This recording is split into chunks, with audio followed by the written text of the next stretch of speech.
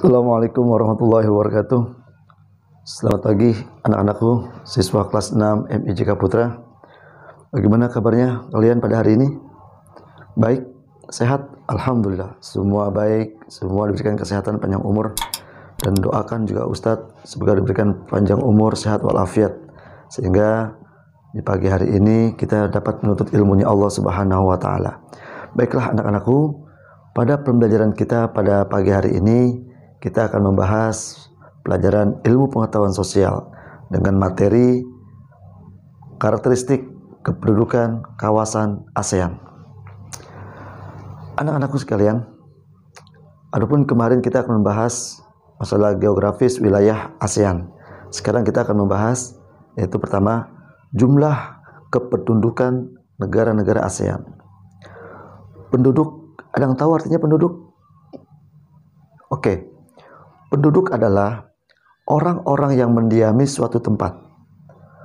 Proses bertambah atau berkurangnya jumlah penduduk suatu negara merupakan dinamika penduduk.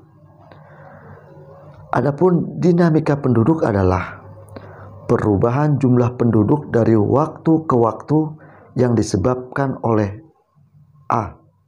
Kelahiran, B. Kematian, C.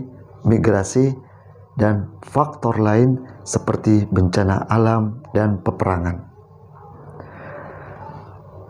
Anak-anakku sekalian, dinamika kependudukan terdiri atas 1. Dinamika bersifat demografi. Yang kedua, dinamika bersifat non-demografi. Pada hari ini Ustaz akan jelaskan. Yang pertama, dinamika bersifat demografi. Apa itu? Berkenaan dengan jumlah, susunan, dan perkembangan penduduk. Adapun yang kedua, dinamika bersifat non-demografi. Dapat dilihat dari tingkat pendidikan, kesehatan, dan pendapatan. Anak-anakku sekalian, jumlah penduduk suatu negara dapat diketahui oleh 3 hal. Apa itu? Registrasi, sensus, dan survei penduduk. Yang pertama, registrasi penduduk adalah kumpulan keterangan yang mencatat terjadinya peristiwa-peristiwa kelahiran, kematian, dan segala kejadian penting. Adapun yang kedua, sensus penduduk atau cacah jiwa adalah keseluruhan proses mengumpulkan, menghimpun, menyusun, serta menerbitkan data demografi, ekonomi, dan sosial. Yang ketiga, survei penduduk hampir sama dengan sensus penduduk. Yang membedakan survei dan sensus adalah cakupan penduduk yang dicacah. Anak-anakku sekalian, yang kedua, persebaran penduduk negara-negara anggota ASEAN.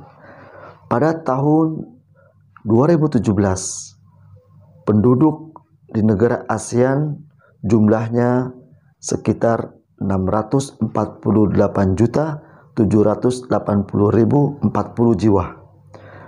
Pada tahun 2019 per bulan April, jumlah penduduk negara anggota ASEAN berjumlah 661.202.160 jiwa. Anak-anakku sekalian, untuk mengetahui kepadatan penduduk itu ada rumusnya, yakni rumus kepadatan penduduk. Cara menghitungnya kepadatan penduduk yaitu jumlah penduduk dibagi luas wilayah. Contoh, luas suatu daerah 1.600 km persegi. Ya, daerah tersebut dipenuhi oleh penduduk sejumlah 2 juta jiwa. Berapakah kepadatan penduduk daerah tersebut? Mari kita hitung. Jumlah penduduknya berjumlah 2 juta.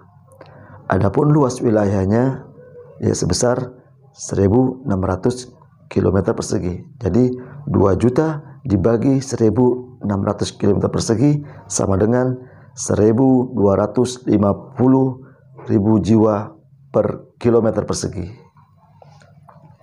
Baiklah anak-anakku sekalian, adapun materi yang terakhir yaitu yang ketiga, komposisi penduduk negara-negara anggota ASEAN.